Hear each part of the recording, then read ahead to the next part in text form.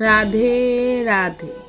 আজ আমরা শুনব সেই হৃদয় বিদারক এবং রহস্যময় কাহিনী যখন কুরুক্ষেত্র বিজয়ী মহাবীর অর্জুন তার জীবনের সবথেকে বড় পরাজয়ের সম্মুখীন হয়েছিলেন।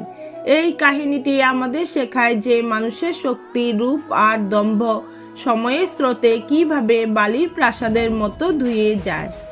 কুরুক্ষেত্রের মহাযুদ্ধ শেষ হওয়ার ৩৬ বছর পর যদু বংশ নিজেদের মধ্যে অন্তর্দ্বন্দ্বে ধ্বংস হয়ে গেল। শ্রীকৃষ্ণ বুঝতে পারলেন তার মর্ত্যলীলা শেষ। তিনি যোগনিদ্রায় মগ্ন হবার আগে তার প্রিয় সখা অর্জুনকে সংবাদ পাঠালেন। অর্জুন যখন দ্বারকায় পৌঁছালেন তখন দেখলেন যে দ্বারকা আলোকিত আর ঐশ্বর্য ছিল এই নগরীর প্রাণ, তা আজ শ্মশানের মতো নিস্তব্ধ। শ্রীকৃষ্ণ অর্জুনকে দেখে শেষবারের মতো হাসলেন এবং বললেন, সখা, আমার দেহ ত্যাগের 7 দিনের মাথায় এই সমুদ্র পুরো দ্বারকা গ্রাস করবে। এখানকার অসহায় নারী, শিশু আর বৃদ্ধদের রক্ষা করার দায়িত্ব তোমার। তুমি এদের নিরাপদ আশ্রয়ে ইন্দ্রপ্রস্থে নিয়ে যাও। মনে রেখো অর্জুন, এটাই আমার শেষ অনুরোধ। শ্রীকৃষ্ণ গোলকধামে ফিরে যাওয়ার পর অর্জুন যখন দ্বারকাবাসীদের নিয়ে মরুভূমির পথে যাত্রা শুরু করলেন তখন তার মনে এক অদ্ভুত গর্ব কাজ করছিল।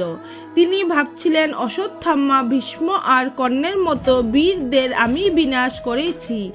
আজ এই অসহায় লোকদের রক্ষা করা আমার বাঁ হাতের কাজ। অর্জুন কয়েক হাজার নারী ও শিশুকে নিয়ে যাত্রা শুরু করলেন। পথে কোনো এক গভীর বনের কাছে একদল সাধারণ আভির বা বুনো দস্যুরা তাদের পথ আগলে দাঁড়ালেন। তারা দ্বারকার ধন সম্পদ আর নারীদের ছিনিয়ে নিতে চাইল। অর্জুন অবজ্ঞার হাসি হেসে বললেন, মূর্খ দস্যুরা, তোরা কি জানিস না তোদের সামনে কে দাঁড়িয়ে আছে? আমি গান্ডীবধারী অর্জুন। এখনই ফিরে যা, নইলে প্রাণ হারাবি। দস্যুরা কর্ণপাত না করে আক্রমণ করল। অর্জুন তার গান্ডীব ধনুকটি তুলতে গেলেন, কিন্তু অবাক বিস্ময়, যে ধনুক দিয়ে তিনি এক হাতে অবলীলায় ঘোরাতেন আজ তা কয়েক মন ভারী লোহার মতো মনে হচ্ছে। অনেক কষ্টে ধনুক তুললেন ঠিকই, কিন্তু তার প্রিয় দিব্যাস্ত্রগুলোর মন্ত্র তিনি মনে করতে পারছেন না। যে গান্ডীব থেকে বাণ বেরোলে আকাশ ভেঙে পড়ত, আজ সেই ধনুক থেকে বাণগুলো যেন মাটিতে পড়ে যাচ্ছে। অর্জুন দেখলেন তার চোখের সামনে সাধারণ লাঠিধারী দস্যুরা দ্বারকার রাজবধূদের টেনে নিয়ে যাচ্ছেন, আর বিশ্বের শ্রেষ্ঠ বীর হয়েও তিনি পাথরের মূর্তির মতো দাঁড়িয়ে আছেন। তার তুনীরের বাণ ফুরিয়ে গেল, যা কুরুক্ষেত্রে কখনো ফুরেনি। অর্জুন বুঝতে পারলেন তার বাহুতে আর সেই অলৌকিক তেজ নেই। তিনি চিৎকার করে কৃষ্ণের নাম নিলেন, কিন্তু বন থেকে কেবল হাহাকার প্রতিধ্বনি হলো।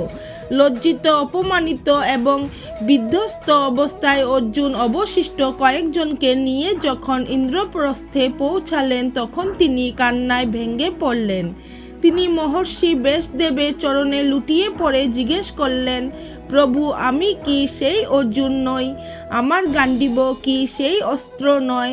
কেন আজ সাধারণ দস্যুদের কাছে আমি পরাজিত হলাম? কেন আমার শক্তি আমায় ছেড়ে চলে গেল?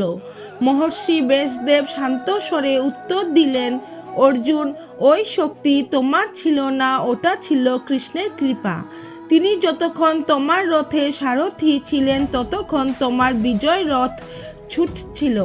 আজ কৃষ্ণ নেই, তাই তার দেওয়া শক্তিও তিনি সাথে নিয়ে গেছেন।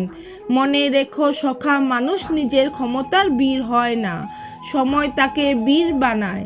আজ তোমার সময় শেষ, তাই তুমি আজ এক সাধারণ মানুষের মতো অসহায়। এই কাহিনী আমাদের শেখায় যে মানুষের শক্তি, বীরত্ব এবং গর্ব কখনোই স্থায়ী নয়।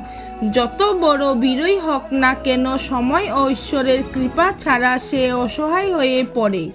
অর্জুনের জীবনের এই ঘটনা আমাদের মনে করিয়ে দেয় যে আমরা অনেক সময় সাফল্যকে নিজের ক্ষমতা বলে মনে করি, কিন্তু বাস্তবে সেই শক্তির পেছনে থাকে সময়, ভাগ্য এবং ঈশ্বরের আশীর্বাদ। যখন সেই আশীর্বাদ সরে যায় তখন মানুষ নিজের সীমাবদ্ধতা উপলব্ধি করতে বাধ্য হয়। তাই জীবনে অহংকার না করে বিনয়ী থাকা, সাফল্যের জন্য কৃতজ্ঞ থাকা এবং সময়ের মূল্য বোঝাই হলো এই কাহিনীর প্রকৃত শিক্ষা। রাধে রাধে। প্রিয় ভক্তগণ, আপনাদের যদি এই কাহিনী ভালো লেগে থাকে তাহলে অবশ্যই লাইক করুন এবং কমেন্টে লিখুন রাধে রাধে। এবং এমন আরও ভক্তিমূলক গল্প পেতে আমার চ্যানেলটি সাবস্ক্রাইব করুন।